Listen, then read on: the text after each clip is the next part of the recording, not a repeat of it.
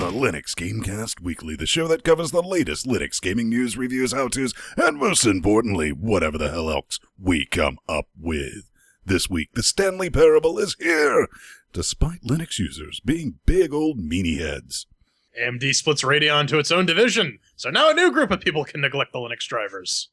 Nouveau and Radeon SI get OpenGL 4.1 support. In the meantime, Intel and AMD R600 chips get to sit on their thumbs for a bit longer. And ARMA 3 on Eon can sort of outperform Windows. Shame it's still busted. I'm Vince Stone, here in Athens, switching the bits, transmitting this nightmare fuel, joined every week by living proof that not all Canadians are nice. Hell, this one doesn't even have a hockey stick. Hey, Go buddy. fuck yourself. And all the way around. Hello. And joining us from France via California, Mathieu Colignon.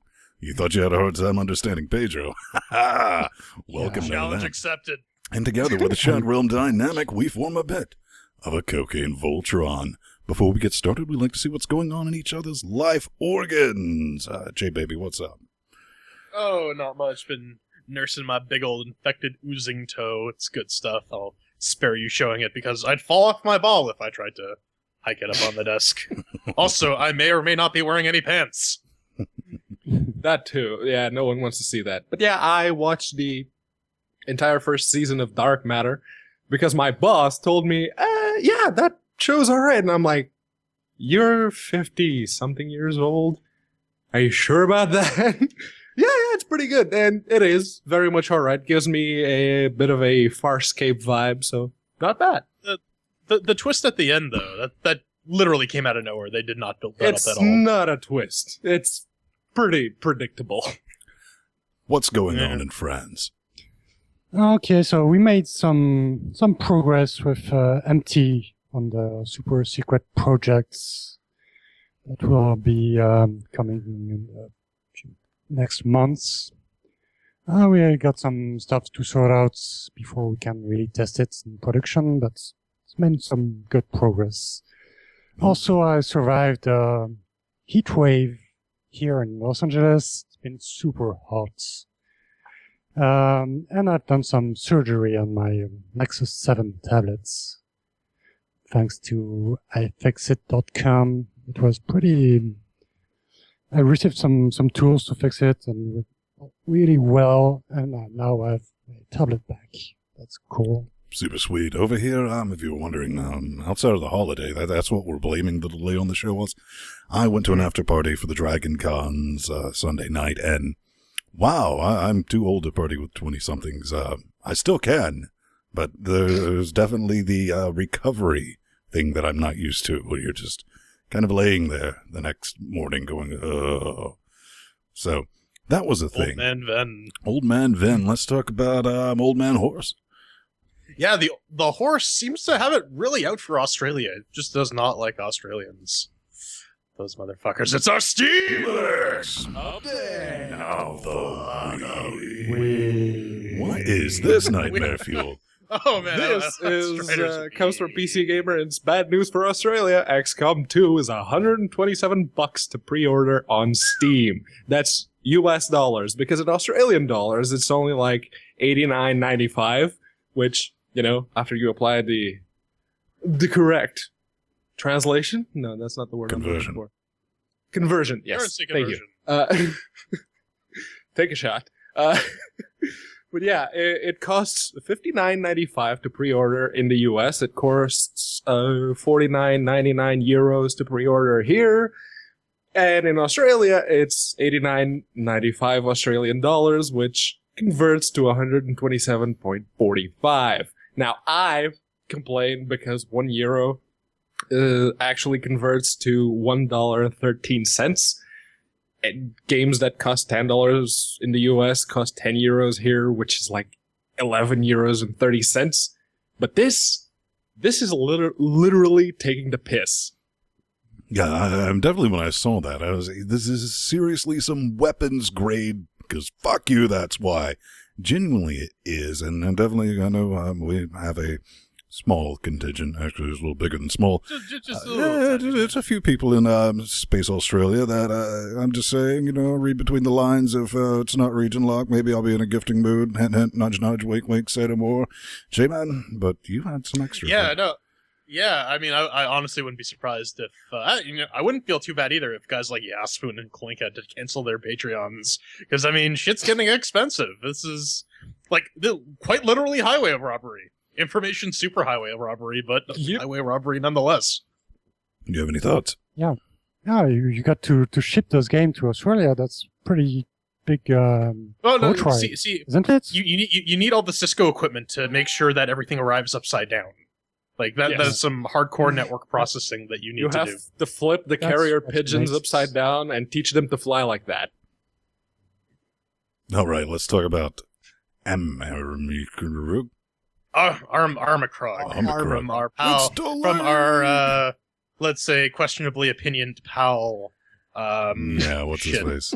Doug Tenapple, that's his name. Anyway, same guy who basically they've thrown this. If you're wondering what it is, it's a point and click adventure puzzle that is still available for pre-order. This time, this is the second delay. It is now going to come out on September 30th.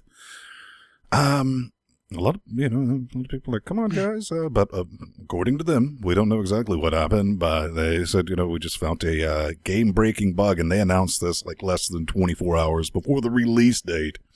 So, I don't know, man. I just kind of feel the whole point-and-click nostalgia cash grab train kind of left in 2014.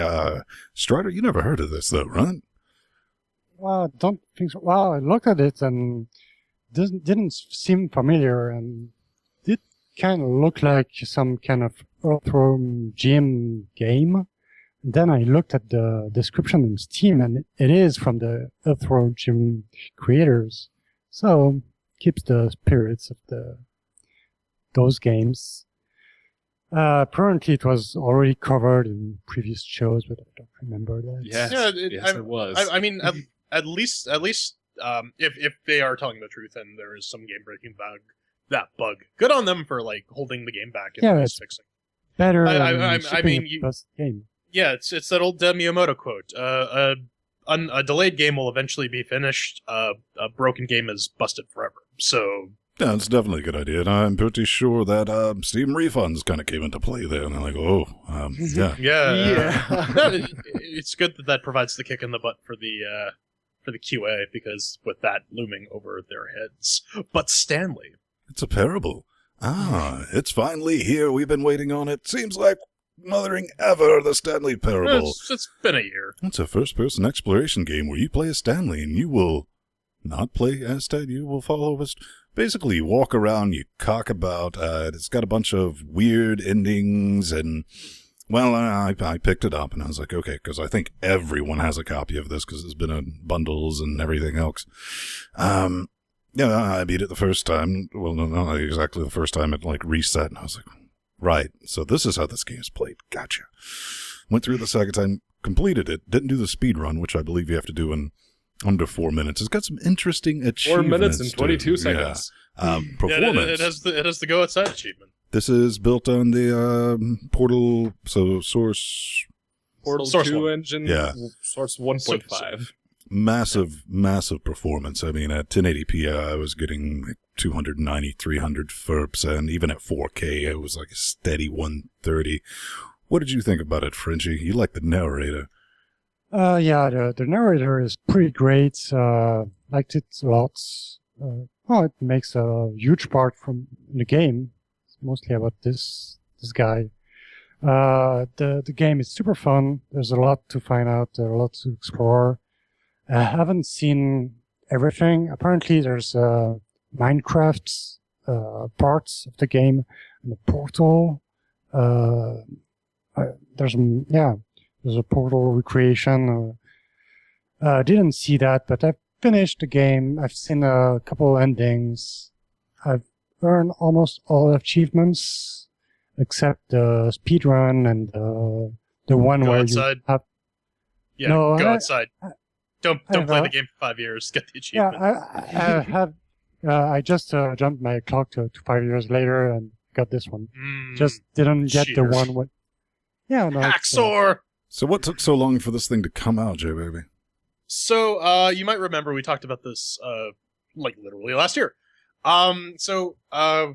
The SDKs were rolling out for Linux, and people were asking, well, hey, Stanley Parable dude, when is this coming out for Linux? Well, it's based on the Portal 2 SDK. That hasn't been released yet, so we're waiting on that. And once that came out, people started asking him, okay, it's out. When can we expect the game? At which point he basically flipped his shit and said, you guys are harassing me so much, I'm just going to work on this game in my free time. I'm not going to put any real effort towards it. And that apparently took him about a year to push this out to completion. So, that. Yeah, that's the thing. We mentioned it at the time. It was the bit of news that actually made it into the show, was him throwing a big old hissy fit.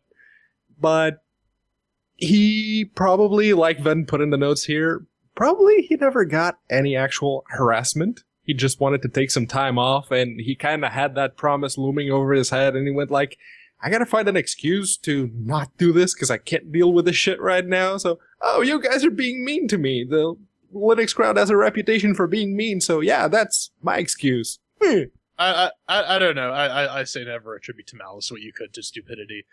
But, I mean, it's a relatively fun game. I kept breaking reality and just fucking with the narrator. I ran into a broom closet, and the game just starts freaking out, trying to get you to leave the broom closet. And I'm just like, nope. Oh, you think that's bad? ending? If you really want to have fun, unplug the phone. Oh, I did that too, and you fucking break reality. And you get the ending where you're like hovering above Stanley. Yeah, Right. I did that. It'd be all, fuck you, I do what I want! Yeah, I definitely got the one where Stanley's dead in the street outside. Yep. Yeah, I got that one this too. All right. No, it's fun because you don't know exactly what will trigger a specific ending.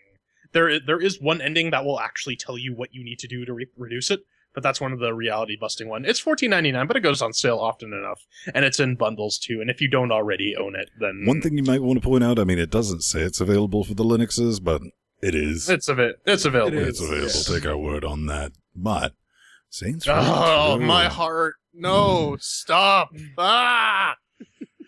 This is Saints Row 2, a game I absolutely fucking adore. And apparently Saints Row the 4th is coming out for Linux as well, but we're seeing on the Steam TV site links to all this crap in our show notes.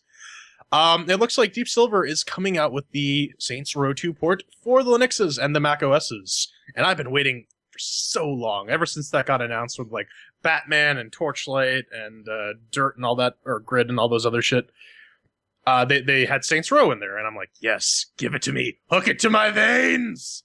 And it looks like it's coming, but it's probably going to be on port. So do you think Deep Silver is going to be thrown in on that? I was thinking maybe Aspire. I don't know. Could be Aspire, but it's Deep Silver. They have what makes you several think of...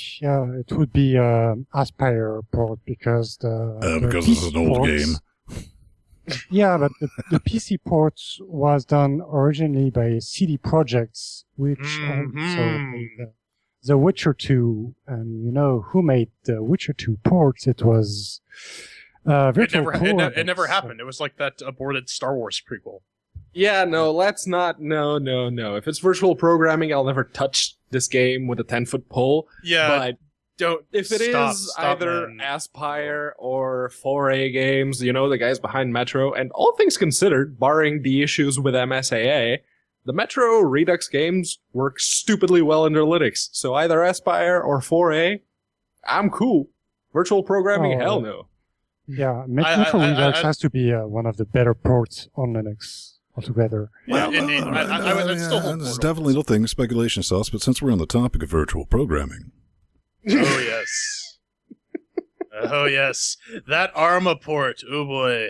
So, they've added on their dev.arma3.com site, they've added a big fuck you warning that says, listen man, the Linux Mac OS port is not, or it's, I guess it's just Linux port, is not complete. It's third-party porting tools. Stuff may not work. You'll experience degraded performance up to 10%. It's multiple versions behind the one in production in Windows, so on and so forth. You can see the entire thing. Just click on the links in our show notes. But, I mean, at least they're upfront about it. The game is GIMP, but, you know, we have a Linux version, you guys. well, I mean, that's definitely one of the things I was looking at. I was like, you motherfucker. But then they put this page up, and they're just like, hey, man, non-native. Stufu, go home. This is virtual programming. It's like, you know what, man? All right, that's really all you had to say. We're kind of cool now.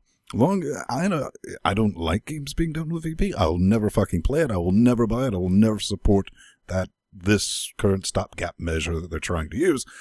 But if a company comes directly out and they're like, hey guys, we're using this, and I clearly can identify it without having to dig around in the game folders looking for their wrap mess, like, okay, that's cool, you can do that. I just hope it doesn't spoil them on the Linux experience. But you had some things to say, didn't you, Strider?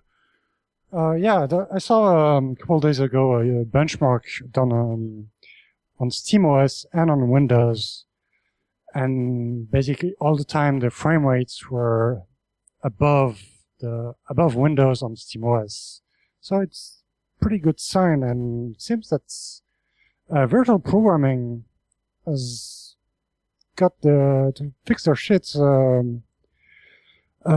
Like their latest port I tested, like it was Dirt Showdown, pretty good too. Yes. It's constant 60 frames. It's pretty per good, second. except it doesn't work on AMD. At least on Intel. Graphics. On AMD, I can't say really, but on Intel plus NVIDIA, it works pretty good.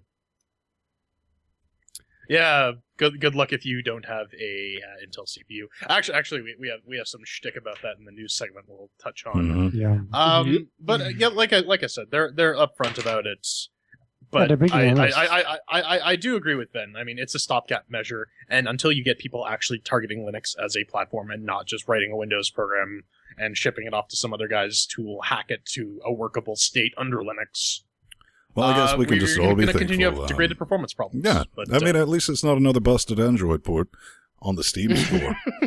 We got plenty Yeah, of those. That's that right. game. I was Not going to say out. we got a new Nice. submission from Solid Stone, don't we? Well, pretty much. Yes, much love, comrade. I come back here, buy button, right? They didn't even bother to change the graphic. Buy it! Don't think, just What buy is big this? doors! Mad out ice storm, destroy opponents, improve your car weapons, feel the dynamics of the chase, you run around, you shoot shit.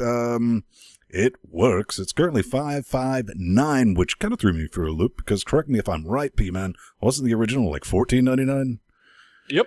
It came out at $14.99, and then they realized they had done goofed and pushed it down to $10. Didn't we reviewed the first one, didn't we?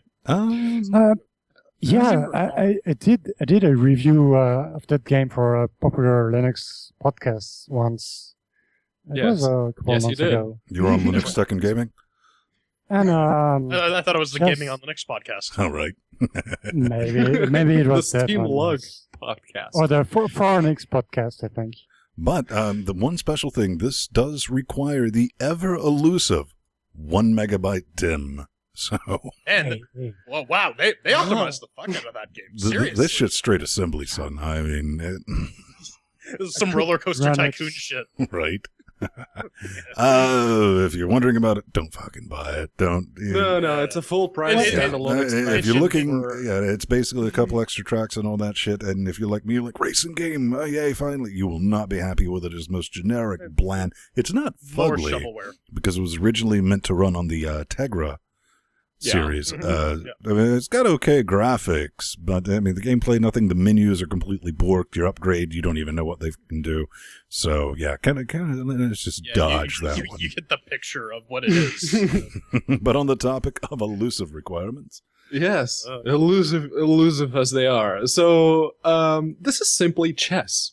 This is a chess game on Steam. I don't like chess because it bores me to death. Someone asks me to play chess with them, I say, sure, as long as it's speed chess, with the turns taking a maximum of 5 that's where you seconds play each. chess. Oh, I thought you just took methamphetamines and played chess. Okay, we play different types of speed chess. So. No. I mean, it can be speed chess. Who knows? Woohoo! No, you got turns of 5 seconds each at most, and I'll play some chess with you. I do all right. I find it weird though that we're seeing all these chess games on Steam. Like we had that one a couple weeks ago. But I mean, with this that- is which legitimate. was literally just that website. Yeah. This is legitimate, It and is it's completely free, yeah. free to play, long as you have glibc 2.15 running as your operating. Yes. Now, And a video card that supports OpenGL 2.1 GRB. Now, it GLA is RP recommended framework. that your glibc operating system support the S3TC texture support, though. So So is I- it yeah. highly doubt that Vivid the game would Sports? even fire up It's without S3TC installed. it's probably done in FNA. Yeah, usually it's game, either usually a games Flip It because they port or provide it's like done the in list of FNA. requirements. But there was one thing about the graphics requirements that doesn't make a whole lot of sense because the What's minimum says OpenGL 2.1 plus GL frame buffer object. That's an OpenGL 3 extension. So it has to Yes, support and- at minimum OpenGL 3. Not necessarily, because sometimes you have cards that have support for individual contexts. Sometimes you have partially complete drivers, like Mesa, for instance, that have implemented some features and not others. Yes, But but in the don't end, it's really implement just all chess. features. They won't even enable that particular version of OpenGL. And anyways, though, the reviews in this are fucking hilarious. Though, if you want to take some time to read them, there's like no skins, only 2 teams, no DLC, no animation, Queen OP, No story, all no that gore. stuff. I, for one, am waiting for the Game of the Year edition. That's definitely going to be Yeah, a thing. but you know where is Steam Go, man? That's a real challenging game. Yeah? But let's get to Sounds Rocco Rhyme. tricky. For Rocco Rhyme, it's right on time. It's tricky. No, it's not SSX tricky. It's just a shitty Android shovelware port of a snowboarding game. Wareboarding. You can see based on the Angry Birds controls on the top left-hand corner. It's brilliant. But yeah, it's a snowboarding game. It's your downhill slalom general type game. Dodge the obstacles. Oh my god, that's a monkey. Was not Punch it. expecting that. Monkey. But you know, Ben, you were saying it's N64 quality graphics. I disagree. This is at least PlayStation 2. I don't know. Really bad I'll call bad them PlayStation B. 2. The first thing I PlayStation noticed was no online play, so I was like, oh, I don't care about it. Second thing, Partial partial controller controller support. support coming from something that is currently free on the Android, well, I just call it Play Store now. PlayStation, But, it's free with in-app purchases. So when that's built into a game's DNA from Genesis, it's built to be pay to win. It never converts well back into, well, here's everything at one time, because those mechanics are at the core of the fucking game. There's no way you're going to have a decent time with this. I don't think so. But it's the second snowboarding game or something? I don't know. I was trying to make sense of Yeah, there was one Oh, Soul snowboarding Ride. game on Linux. It was Soul Ride. It was released in early Jeez. 2000. Yeah, like 2004, 2005, something like that. No, even earlier than that, 2002 or something. And it had this snowboard controller you could stand on. I don't know if anyone bought it. I hope not. No, I remember the skateboarding game that actually had like the fingerboard that you had to pop on your analog sticks on your PlayStation 2 controller. That was an interesting game mechanic. I do miss SSX Tricky though. That was a fun skateboarding game. But you know what else is tricky? Running a Linux gaming podcast.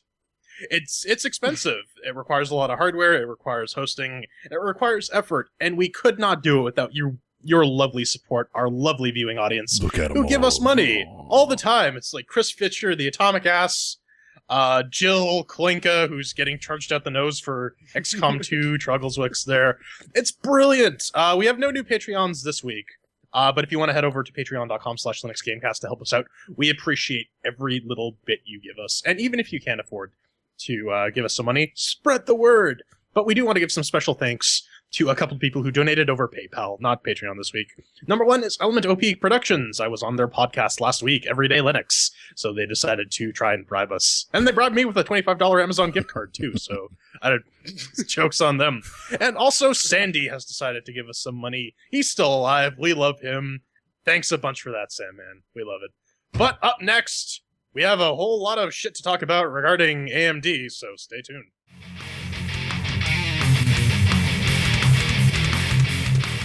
Ladies and gentlemen, boys and girls, it's the news! And in true LGC fashion, we start with some drivers. It's the Mesa drivers. Version 11 is officially out and about, so bug your package maintainers if it doesn't show up on your favorite distro's repos, because it's here and it provides OpenGL 4.1 to Nuvo's NVC 0, which is the Fermi architecture, and for the AMD driver, it's only Radeon for Radeon SI. SI cards. Yeah, so it's the 7K desktop cards or War after- R600!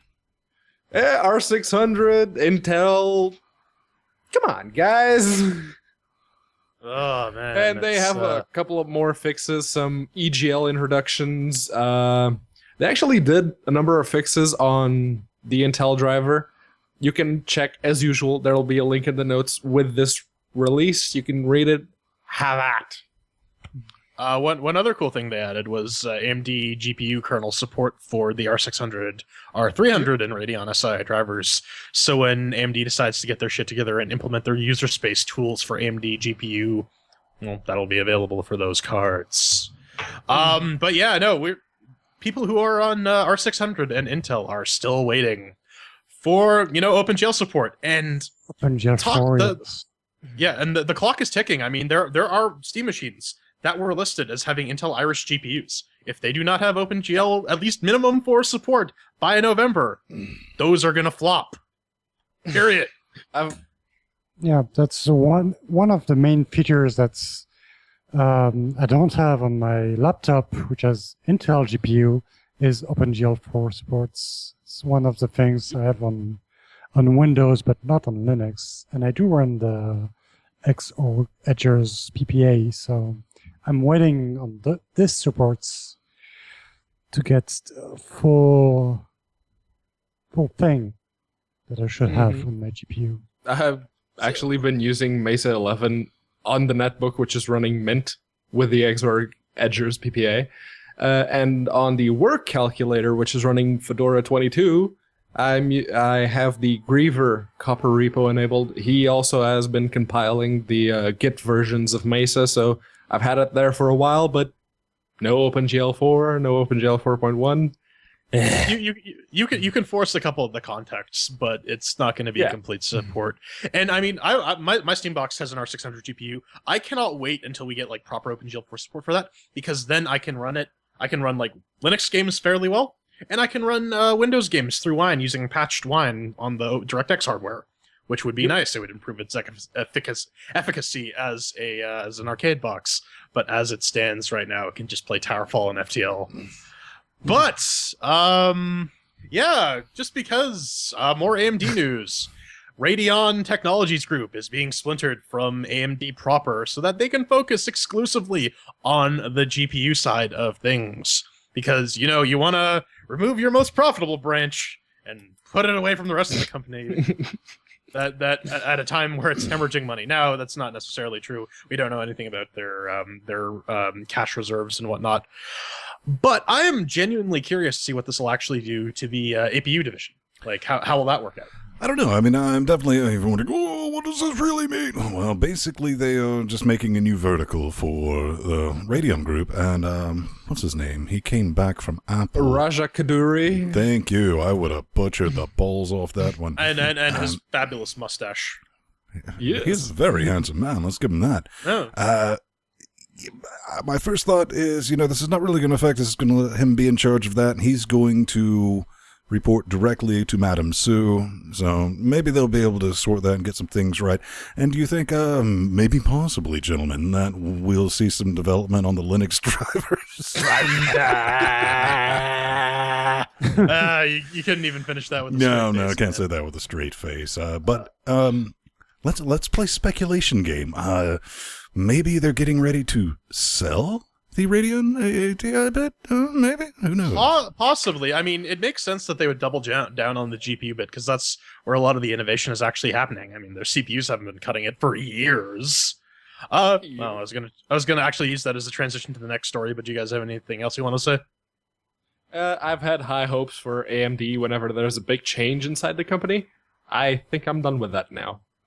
Until I see some meaningful improvements with Linux specifically, I'm done. Yeah, and to ATI just to mess with people. Just to mess with people. AMD, no ATI, no AMD. Ah! No, but speaking of shitty Intel CPUs, there's a brand new AMD motherboard by our pals at MSI, the 990XA Gaming. And I don't know. So some of the power requirements are a bit weird because it won't support 200-watt CPUs, which are all the high-end AMD FX chips, at least like the ones that run at 4.x and 5 gigahertz and what have you. But it seems a bit weird. I don't know, because this late in the life cycle of AM3, the new sauce is coming out next year. It's going to be on FM2 or FM2 Plus or whatever the hell socket that AMD has cooked up this time around. But Ben, weren't you saying that they're actually pushing that to later at the end of the year? Yeah, that's kind of the latest scuttlebutt, the rumor mills and all that speculation. The new Yellow Swag EP and extension AMD 32-core bit that's the current rumor that Global Foundries is having, like, we're not doing the 14-nanometer stuff. Maybe they'll license that, work with Samsung or anything to that business. But, I mean, that's the current word on the street, as they say in the marketing places, is that we will not see the new sauce until the end of next year. And I think Jordan said it best when he's like, well, that means I'm buying an Intel CPU next year. Pretty much. That made my decision for me. Lucky me. But I mean, like, yeah, with the new sauce hitting market next year, a board like this is not worth it at the end of the game. At this point in the game, really, if your computer is currently on fire and you're in desperate need of a new machine, AMD machine, just suck it up and buy an Intel one because you'll get better performance out of it anyways. Seriously, buy Intel. Yeah, Won't regret it. No, it's this motherboard, the highest CPU with the stock coolers that you'll be able to run is the FX8370. I have the FX8370E, but my motherboard is a Asus Sabertooth R2 990FX also, which actually supports those, the 9370s, the 9590s, all of that. Now, MSI, their decision to only include 6+2 VRMs when it comes to their power delivery instead of the usual 8+2 that most 990FX motherboards have, they've kind of doubled down and said, okay, maybe if you guys can have a aftermarket cooler or radiator for your processor, you can keep the thermals below 200 watts, you should be able to run the 9590 just fine. I don't know. But I mean, at that point, go ahead. At that point, you're spending almost the same money on that heatsink or radiator as you did on the motherboard, because this is a $120 motherboard. And I mean, it does come with does come with USB 3.1, but you can just buy a card for less the cost of actually buying. Yeah, you can buy an expansion card. Most motherboards, even 990FX ones, have the extra PCI slot or PCIe 1X, whatever. It just definitely seems like a very curious part to me. You were saying, why would you not buy Intel? Well, we've seen what has happened now that AMD's fallen behind. Intel's like, you know what? We'll price it at this much. Because that's why. We're the power company. Where are you going to go? And I remember the days before AMD had any competition with Intel, and, you'd pay $500-600 fucking quid for a damn CPU, and we're getting back the top of the line. Intel CPUs are now over $1,000 fucking bucks, man. So, yeah, I'm worried. But as far as this part, it doesn't even support the full Yellow Swag CPUs from AMD, so I don't know. If you're desperate, if you want something pretty behind your acrylic case, maybe. But you sound a bit touchy, then. I know, touch just me, baby. A bit. Touch me. It's a Raspberry Pi that now has a $60 7-inch touchscreen display, and this is 2015, and it's nice to finally have a proper touchscreen that's not like 6 inches. Giggity. But there is one thing that Van actually pointed out in notes that when I first read the article, I didn't notice, but then I went back and read it, and yeah, it's an 800 by 480 resolution, 7-inch display, and they're currently sold out, so I'm guessing like the Raspberry Pi itself, you'll have to wait another 6 months or something before you can get your hands on it. But yeah, 800 by 480 is like 2007 AAA PC netbook resolution. You could probably get a 7-inch. You could get a 7-inch tablet with a 1280 by 800 resolution for that much money. Why can't you? Yeah, I mean, it is a tinker toy, and it's not really meant for like, oh, this is like a proper touchscreen you're going to use over your Raspberry Pi. It's for projects. It's for students. So I understand why they maybe would have gone with a lower resolution screen. But yeah, 720p would probably be ideal. Yeah. And Ben, you were saying something about touch-enabled ARM games. Well, that was my first thought. I was like, well, maybe we can make a mobile gaming type thing. I was like, oh, do we have any touch and ARM games? I was like, well, you know, since we got the Unreal 4, maybe we'll get a Brick Simulator 2015 Game of the Year edition or something like that. But on the Raspberry, yeah. Yeah, I mean, it definitely could happen. Strider, you said something about 10 years, man. Yeah, I wanted this kind of stuff for my home server. Like, I had a server and I wished I had something like this, like a little screen, not really touch enabled, but at least something to be able to monitor what was going on. And if I got one, that's probably what I would be using it for, because I would get a Raspberry Pi to be used as a home server. And a thought occurs actually now that you mention it. If you're a lot of people actually do use Raspberry Pis as like the center for home automation systems. This wouldn't actually be too bad if you were setting up a home automation system, just so you can futz around with like the temperatures and the lights. You don't need a huge resolution. You don't need HD or anything. Just something to display some info. It would require some proper UI jiggering to get everything in there, though, because it's 800 by 480. Big icons. Let's move on from that, because we're talking about something that is completely unreal. About $3 million worth of assets released from the guys at Infinity Blade. They're just doing a complete asset dump. They're like, we love this. And Epic's like, yeah, we helped out with some of that, and we're going to give you all the stuff we made too.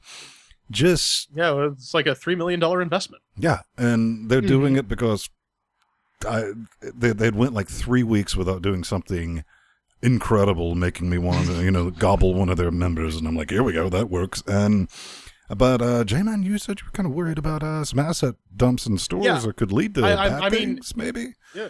It's nice that they actually Epic is committed to like providing high quality game development tools to everyone, because that lowers the barrier for entry. It allows more people to create high quality games that run on basically everything. That's just good for everyone, period. But we were talking last week about maybe there's going to be an Unreal ghetto. So with all these assets, and Unreal 4 does actually support drag and drop game development. Maybe there will be, but it could happen. There isn't still. There's still a shit ton of Unity games coming out that are just basic asset flips, and we don't see a whole lot of those with Unreal, especially not on Linux. Well, so there was that one Unreal game that basically took the racing track and had that one. Yeah, you know what I'm talking about. Yeah, those idiots. It can happen. Yeah. Don't write it off, because it could be coming. But you always got to wrap that rascal. Mm-hmm. Yes. Maybe get the plan B going. Otherwise, so you're gonna end up with this. Notice the Binding of Isaac has got the Afterbirth update number 23, and he's got a shit ton of new stuff, like a new game mode, 1,000+ new rooms, 10 totally new awesome challenges, or so he says. About 120 new items, 4 new alternate chapters, and apparently a new level generation seed combo page. So good on him. It's from, if you don't know what Binding of Isaac is a Zelda-ish roguelite. It's procedurally generated Zelda. That's really all you need. Strider, I don't know if you've ever played this. I know Empty has a raging clue for this game, and I just never got into it. The first one, not the first one that was in Flash, I guess. Yeah, the one or Adobe Air or whatever it was. Yeah. I played this one, but it was pretty good. But I don't have the new one, the one that's it's on Humble, so you can get it relatively cheap. Yep. I like me some roguelikes, but for some reason the Binding of Isaac never really got to me. I like Dungeons of Dreadmore, Hack/Loot, Bionic Dues, Doom, the roguelike. I play that thing almost on a daily basis. Well, if there's one thing we all know, where there's white flags, there's fire. Yeah, an open dungeon, it's a Dungeon Keeper open source re-implementation. It's got a new release. Is it a re-implementation, or is it just a open? No, it's inspired. It's a standalone game. It's a standalone. Yeah, it's not. It doesn't use the assets of Dungeon Keeper. It's full new assets. They're made in Blender. All the models and everything, they're made in Blender. I don't know what engine they use. That's Ogre. Ogre. Oh yeah. I compiled it this morning, so I know it's Ogre. And yeah, I wanted to put it on Lutris because that's what I do in my free time. And I looked it up, and it was already on Lutris. Some guy, the guy who was the Magia maintainer, had already put it there. And then I say, oh, it's for the old version, so I'll update it. And then I looked at the download options, and there it was. There they already had the link for the Lutris page already to download and use. That was awesome. So did you wipe their mouths off after they were done doing that, or did you just leave it staying on there? So I just updated the installer for the latest version, and that was all. And I tried the game after that using the Lutris installer, and the game faulted after a few minutes. So I guess it's not totally stable yet. Well, Pedro, since you hate open source games, tell us about it. What is it about? You hate open source games, Pedro. My biggest gripe with this one is the stilted character animations, because I was looking at the video tutorial that they have there, and I'm like, when the characters start moving around, they don't really move. They're just hovering.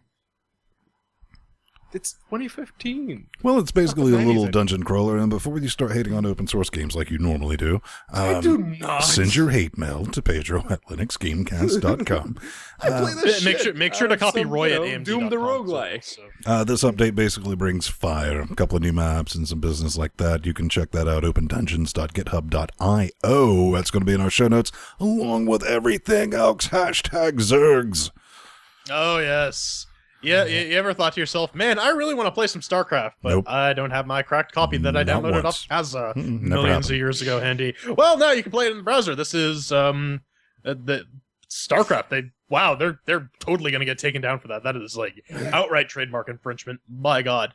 But this is an HTML5 implementation of StarCraft. It looks kind of similar. There's some things that are a little different in terms of just the UI, but yeah, it's StarCraft in the browser, which I think is really, really cool. It's cool that people are experimenting with open HTML5 canvas and whatnot. Strider, we're going to get into an argument, so I'll let you. Yeah, it's not all complete. It's just more like a tech demo rather than a full game. It's not all the full game. It's just it got the basics of the engine. I tried it like locally and some other copy also elsewhere, and you can play. It will. Well, engine works, but it's not StarCraft. It's engine.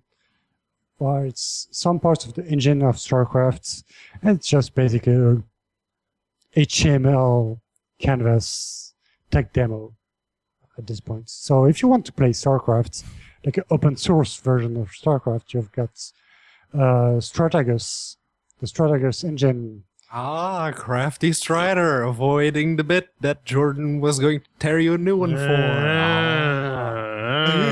Well, fine. You can catch all that in the show notes. Up next, we tear company heroes. Oh, no, you wanna have this fight? You wanna tussle? You wanna wrestle? Let's wrestle. Let's wrestle. I don't really appreciate web games altogether. I mean, I don't find it a good platform for gaming altogether. I think it's a very important platform for gaming. I think removing platform as like an actual barrier for access is an important thing. And don't write off mobile games. Lots of people play them. They generate a lot of money on Facebook and whatnot. And if we can move away from Flash and into open technologies like HTML5 that run well in a browser, hell, you can play FTL in a browser. That's awesome. I don't own it because I would go into the bathroom and never leave and starve to death.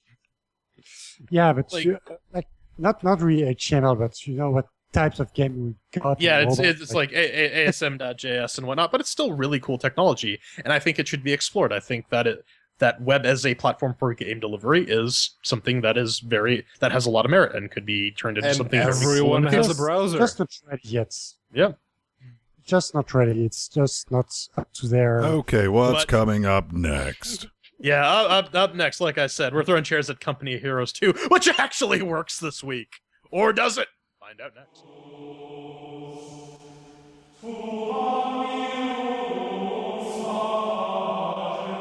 And Company of Heroes faces The CHAIRQUISITION. This is a game developed by Relic Entertainment and imported by Feral Interactive. It's on the SS Engine 3.0. It's priced at £34.99, $39.99 US wet stinkies, and $43.99 filthy Canadian dirt dollars. And what is it? Powered by the Essence 3.0 engine, Company of Heroes 2 features some unique mechanics rewarding thoughtful players, from the true sight system that emulates the unit's line of sight to a cover system that encourages clever unit placement. The game presents players with an uninterrupted stream of meaningful tactical choices that can turn the tide of a war. And Feral gave us some keys for this. This was supposed to be a review last week, but they've solved the problems, and now we're talking about it this week. So, it faces The CHAIRQUISITION! And of course, as always, 1 chair means that it's garbage, 2 chairs means that it's meh, 3 chairs means that it's pretty good, and 4 chairs means shut up, take my money, it's amazing. And we have our categories of Doom, mixed with the working, shiny sounds, controls, and fun. And what's that? We have a player 4 this week. It's Strider, creator of Lutris, who's wearing a towel on his head, and I'm going to avoid making... So the towel, So- the blankets.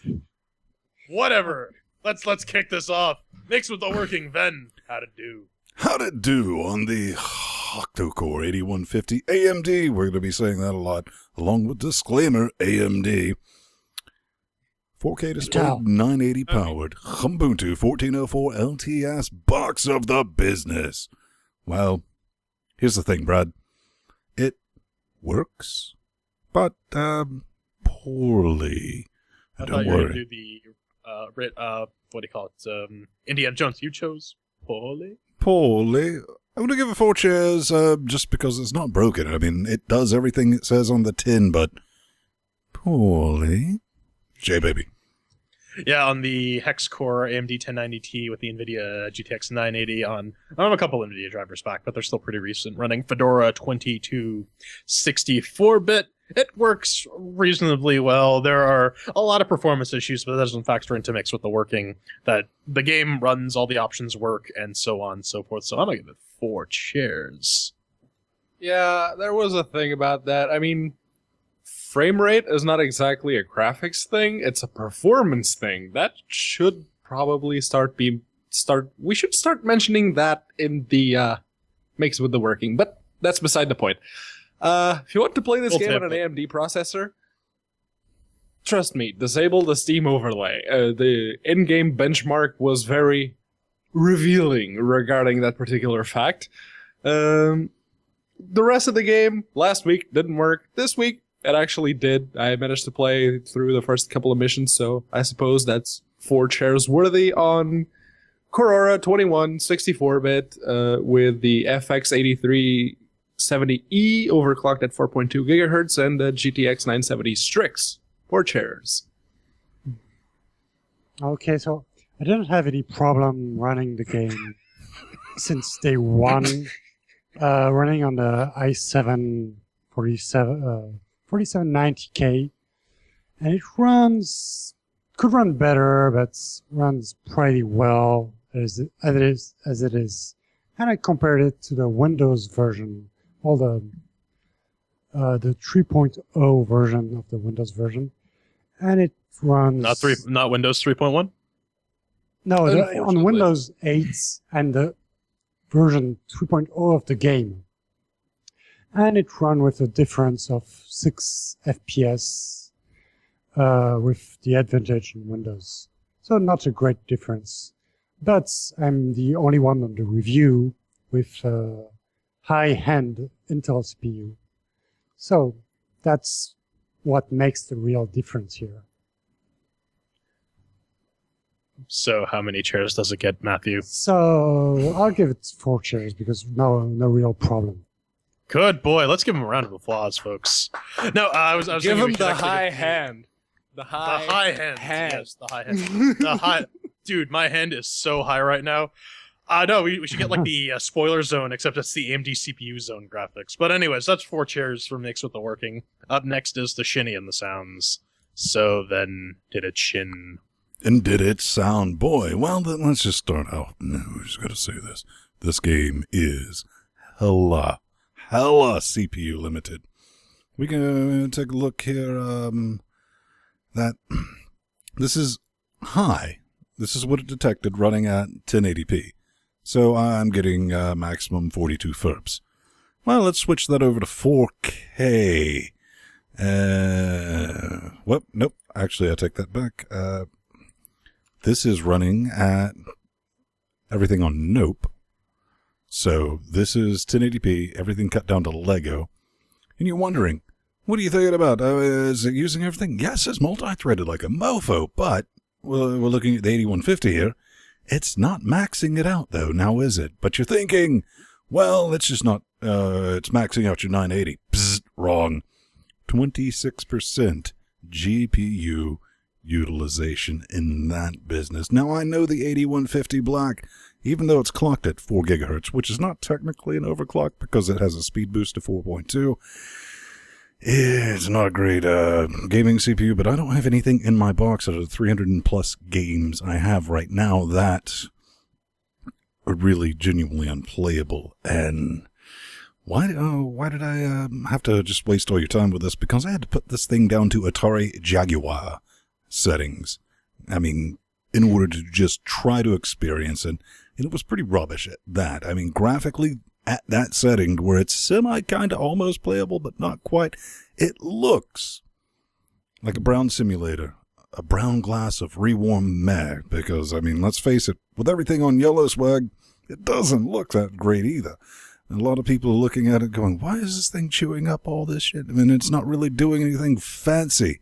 And at best, it's just an overhead Pedro simulator. I definitely got to say that. Thanks for throwing that in, J-Man. That threw me off. Graphically, like, putting it into your eye pussies, I would say ZAD almost is, like, more appealing when it comes to that business. And as for the sounds, well, I got to say this. After watching my FERPs constantly dip below 20 with a 980, the game gave me tinnitus, so I was unable to mothering him. So, what you think is like shiny and sounds? They work. That's all I'm going to say about it. They work. 2 chairs. I mean, if you compare it to like another 3D RTS like StarCraft, StarCraft runs circles around this in the graphics department, right? As it stands, the game is your standard RTS little man simulator. You have your little dudes running around, so on and so forth. The details in the terrain, though, kind of bug me because it's supposed to have this really awesome cover system, except it's not really apparent if you don't pay attention to your little mouse track what kind of cover you're going to be getting. Things that seem solid aren't actually solid, so on and so forth. Yeah, and the performance is really, really terrible. I'm averaging about like 20 to 24 frames a second. That may be because of my 5-year-old AMD CPU, which Feral has had some issues with in the past. I don't know. The sounds are kind of meh. I don't know. Like, if the soundtrack is not really good, I just sort of tune it out and I don't really pay attention to it. The sound effects were about all right. Not really much else to say. It's really kind of meh, especially for like the price tag and for what's supposed to be AAA quality. Yeah, you're really only getting 2 chairs for this. Yeah, the music got real fast. To give you some background, I spent most of my tweens playing World War II theme games like Medal of Honors and Call of Duties, the first ones that came around, and a bunch of others. So the moment I start to hear that marching rhythm with the horns and everything else, no. That got nope right then and there. From, the benchmark was kind of revealing last week. I couldn't actually play the game, but I ran the benchmark a couple of times just to test some settings, see if I could get something playable without having to look at the Lego simulator like Ben called it earlier. Everything looked brown. It's got a weird gray, brown. It's not very appealing. When you get in game, it's actually slightly more colorful with the UI elements, but the game itself is still just brown, gray, mud, destroyed buildings. War is not colorful. Yeah, no. It's colorful. It's really red. I tried to watch some multiplayer games to see if, I don't like RTSs, so maybe if I see someone else who actually knows what they're doing play it, maybe they'll change my mind. Yeah, multiplayer is only Linux, so there was no one playing it on Linux, and I could not watch it. 2 chairs.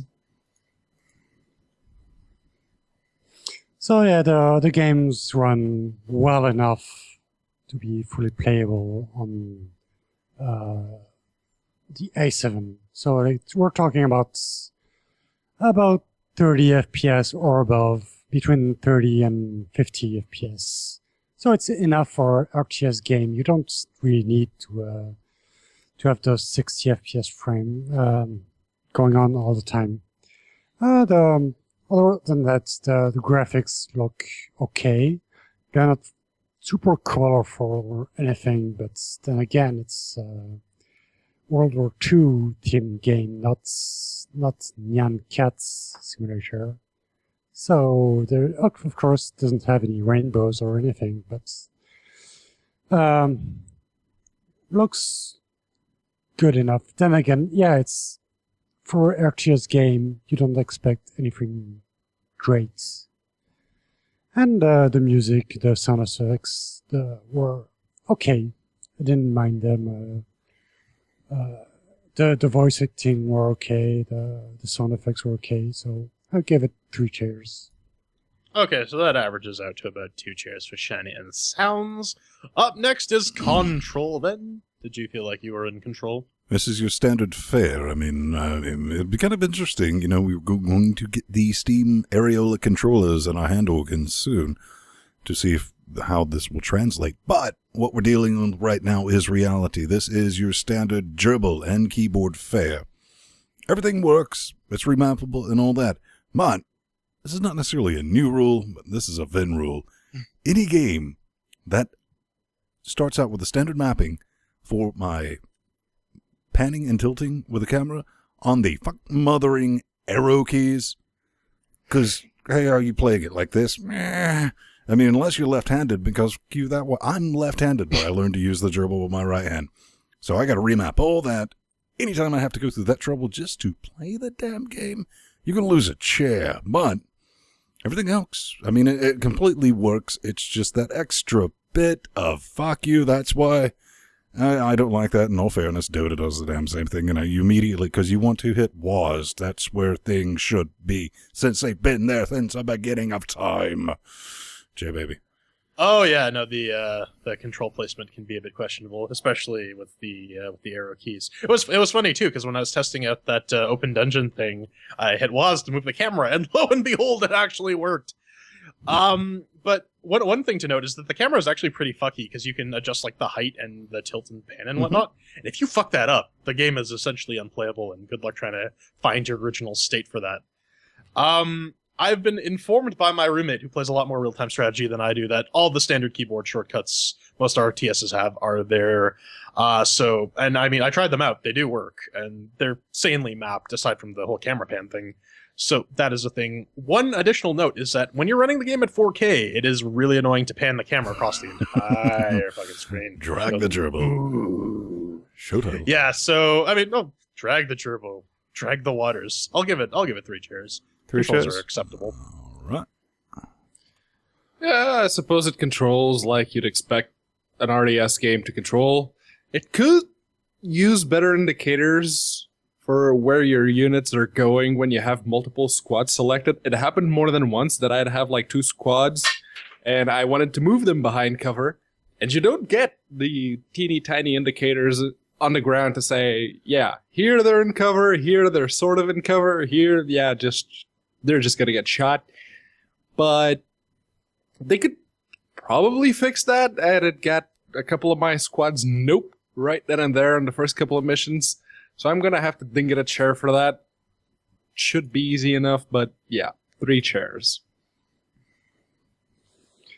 So yeah, I really can't complain about anything. I'm not really a big RTS player, but from the few I played, it's really similar from this one.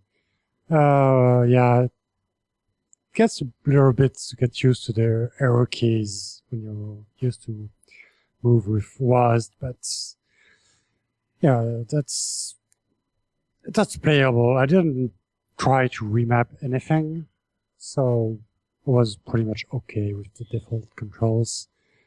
I'll give it 4 chairs. All right, so that averages to 3 chairs, 4 controls. And finally, the part that you've been waiting for. Fun, Ben. Did you enjoy yourself? Was it crap? Tell us about it. Yeah. Preach. I like me some real-time strategy. I was like, yeah, let's go have fun with it. And we're just going to start with this. Company Heroes 2 seems hella demanding for what it is.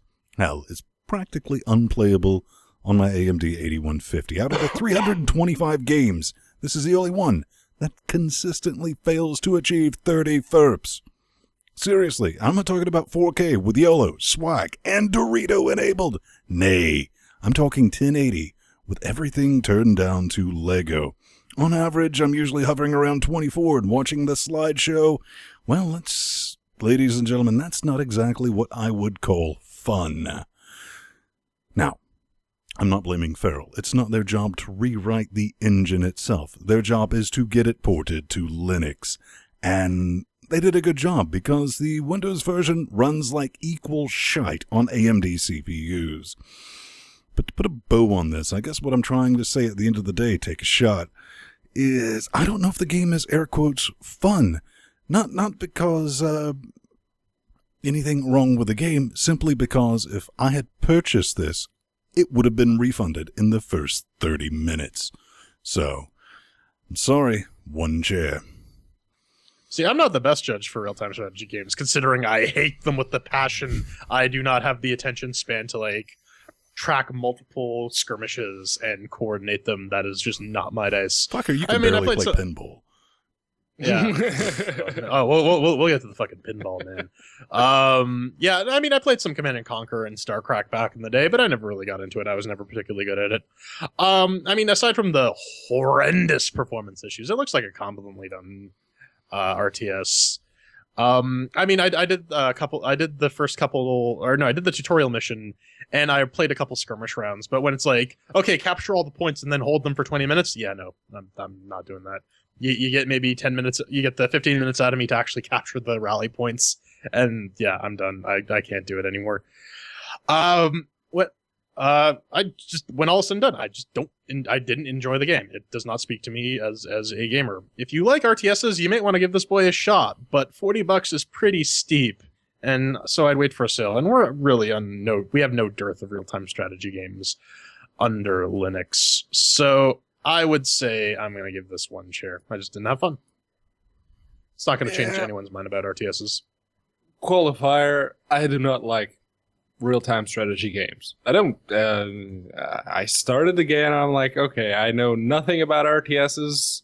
Let's do the tutorial. Oh, there's a bunch of video tutorials and there is literally 1 playable tutorial mission. Huh. Okay, I mean, it's been proven time and time again that people learn better by doing instead of watching other people do something. But maybe it's just me. Maybe I wouldn't need a tutorial if I was a real big, real-time strategy fan. But guess what, Brad? I'm not. And this game is doing nothing to change my mind. On Steam, according to the reviews on the store page, it has 78% of its over 19,000 reviews saying it's good.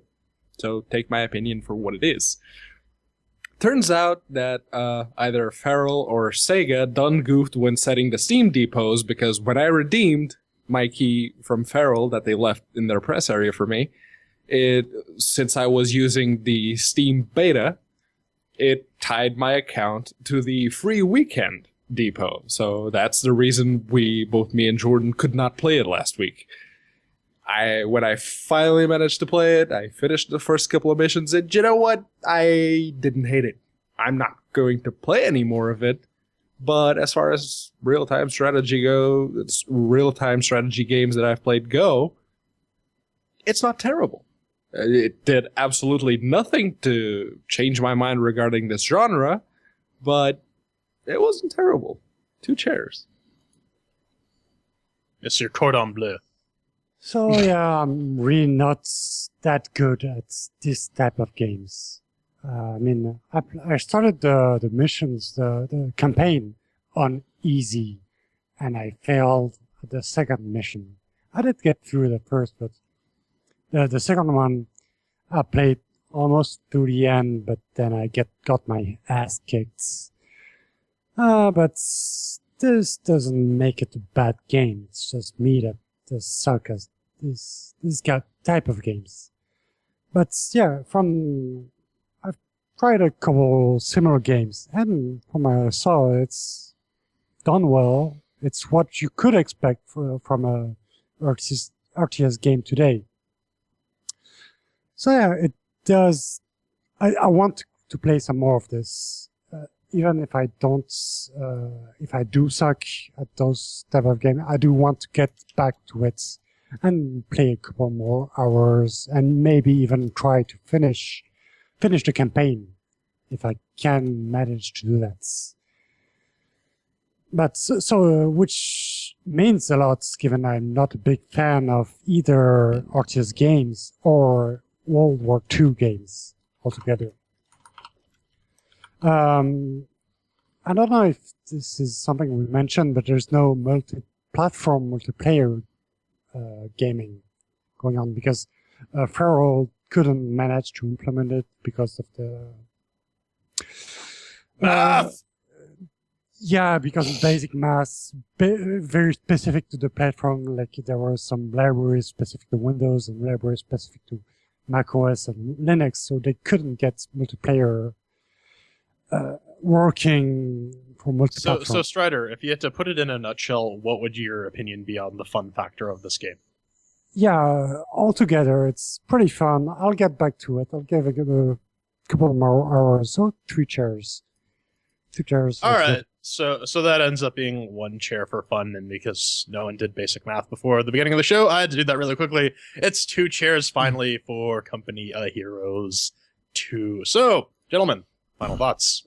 A couple things is something Strider pointed out, and I think it's a very real thing. If you're going to be dropping that much wet, stinky cash on this game, 70% of your fuck-mothering screen real estate once you start it should not be dedicated to try to sell you shit. That's a very conservative percentage. Like I said, conservative, more like 80 maybe. Not Feral's fault. Not Feral's fault. Sega's fault. I mean, it is just everything. Buy more shit. And all that. To mention Feral, we did have performance issues with AMD CPUs with Shadow of Hordor. But, yes. as I had to think of the notes, the performance degradation of Shadow of Hordor was smooth. It kind of gave you a slow-mo effect. You never got real choppiness, and it played itself off because a lot of kill attacks and shit like that in that game were slow-mo anyway, with your kill scenes and shit. You noticed it, but it didn't stop you to play it. This actually suffers from real-world herky-jerks on AMD CPUs. Feral knows this. If you go back to their Twitter, they bought some AMD CPUs, and they're like, oh, that's Feral. They're good people. They're going to look into this. I don't know if they can fix it. It's not really their responsibility to unfuck what Sega did. It's not. Their responsibility is to get it ported. One thing that, a lot of people, or I'll agree with P-Man, is multiplayer. I've started that thing a dozen times. There is no one on there. And I didn't want to play multiplayer. I just wanted to watch other games. You can't it gives you the option to watch other people. Right. You can watch other people, but no one, it's only Linux to Linux. I can only imagine it's worse on the Mac side, but I have never seen anyone. And I wanted to do what Pedro was talking about, I want to see how this game's played. I want to watch some other people go at this.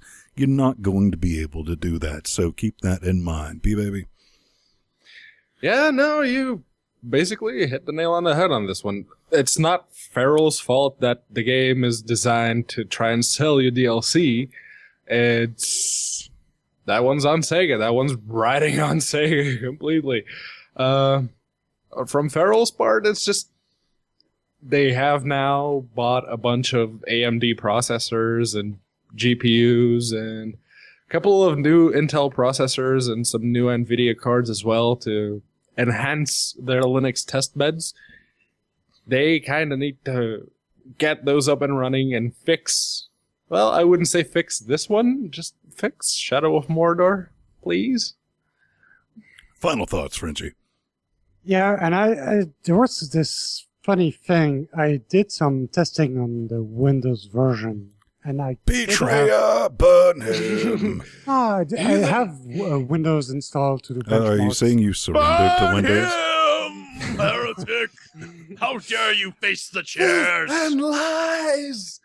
And I noticed this thing is that there is a beta of Company of Heroes 2 on Steam, which is the version we have on Linux, which is version 3.0.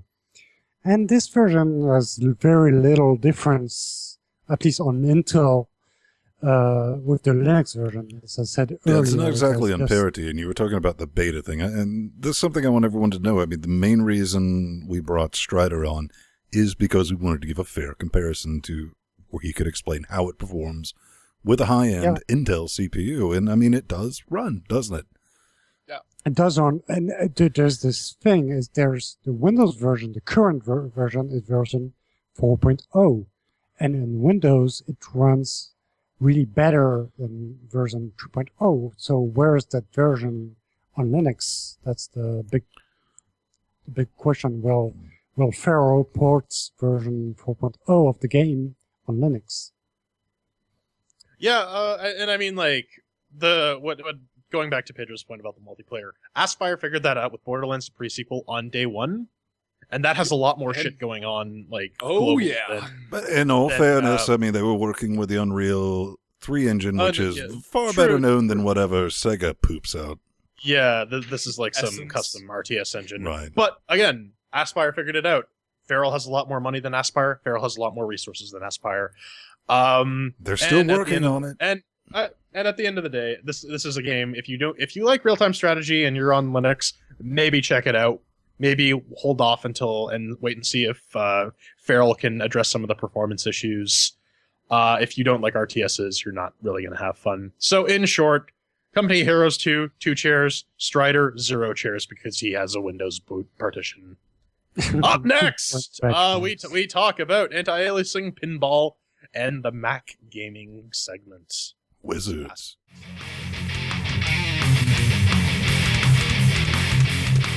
Ladies and gentlemen, boys and girls, it's the hate mail.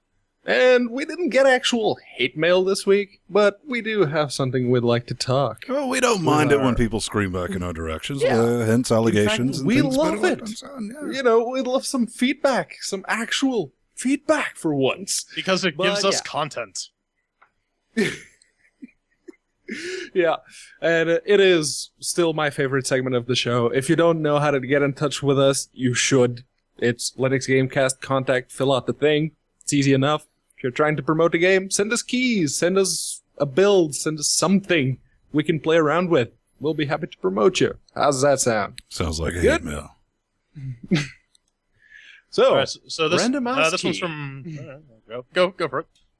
Yep. All right. So this was actually a comment on last week's show that said that for all these Linux numbers, our player base apparently being tiny compared to everything else, I would love to see how the Linux numbers compare to Mac. I don't see anyone saying to not bother with Mac support, yet I would think Mac numbers are small too. Well, they are. They're like 3%. Well, let me tell you something, Brad. Honestly, Mac, I hate to say it, is a dwindling market. You're either stuck with Iris Pro graphics or the AMD video cards that came in that rubbish bin that nobody bought. Innovating. And, you know, considering that Linux is something that people must go out of their way to install, unlike Windows and the Oxes, and SteamOS is still talking about, that we're almost at 1%? 94%. Steam? The Linux 0.94%. Yeah, 0.94. All right, 94%. Yeah, decimals, bitches. It's hella impressive I that missed we're the point. that we're genuinely at that point, J baby.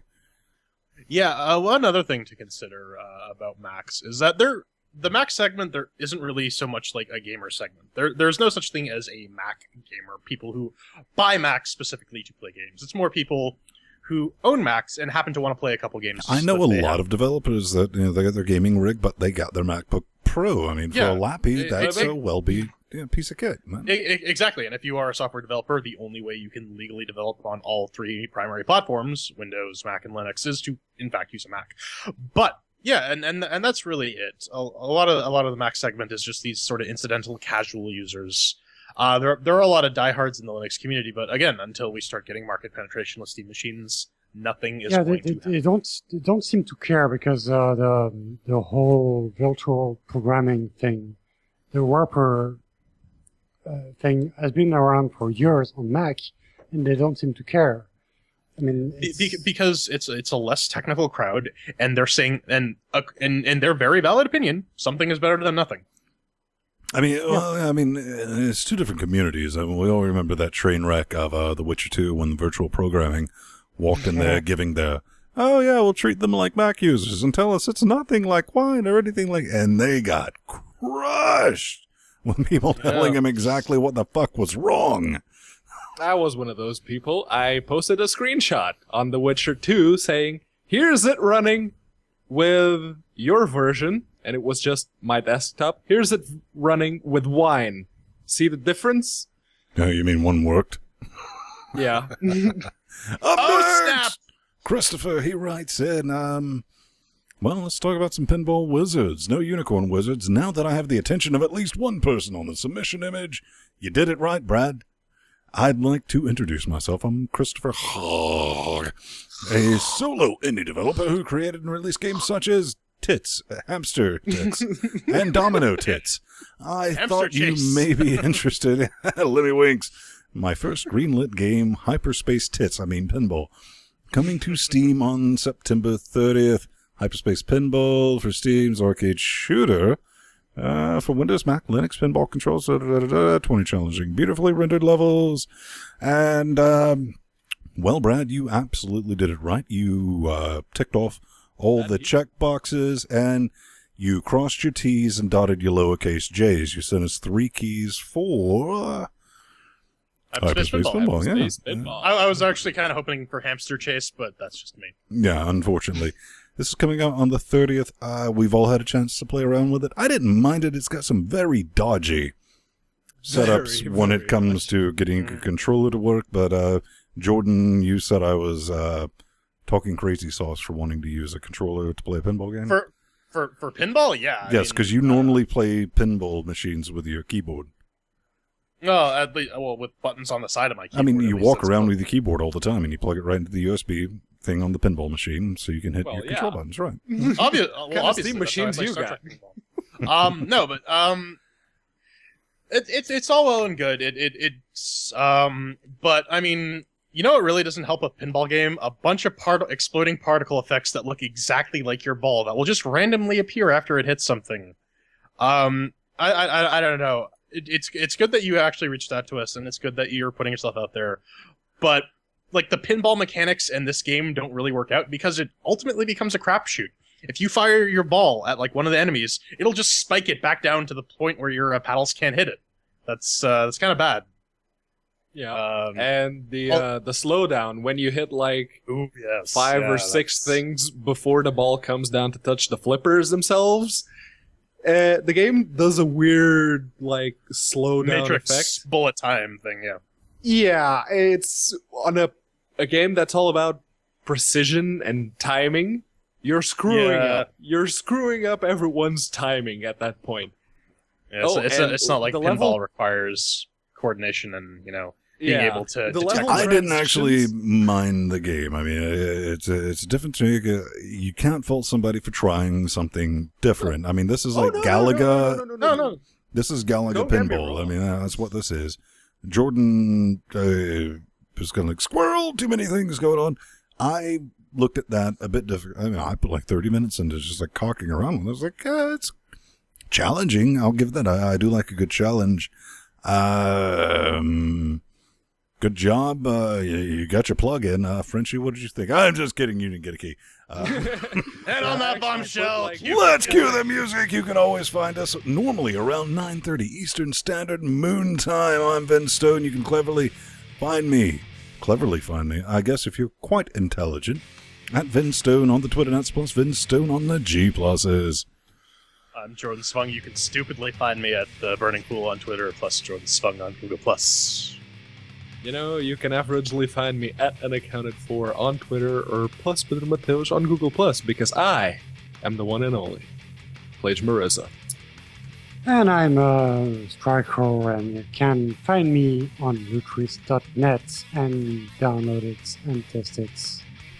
I really like how you just plugged your shit as opposed to saying that. Well, I mean, he's on the freaking show. Plug your shit, man. Lutris, it plays your games awesome. It'll suck your cock too. Lutris.net. It will. At Strikor on the Twitters, plus Yekul Yong on the G pluses. So I guess at the end of the day, beautiful party people, we just got to keep one thing in mind, and that's Strider didn't get to play the pinball game. Let's all point and laugh at him. Surrender. Cheese. Omelette go from Mars. Cheese Louise, am I right? Am I right, zing? No respect. 5 dudes.